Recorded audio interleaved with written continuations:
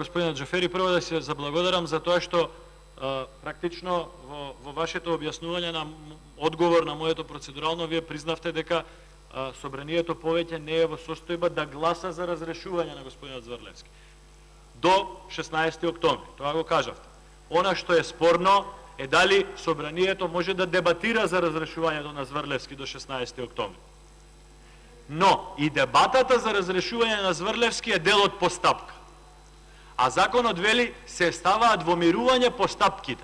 Значи оваа постапка треба да заврши сега во овој момент вие да прогласите почитување на законот изборен кој што на самиот повикавте и да закажете седница на 16 октомври. Не само гласањето како што велите вие треба да се случи на 16 октомври, туку и дебатата треба да продолжи на 16 октомври. Инаку тоа не значи дека собранието треба да запре со работа.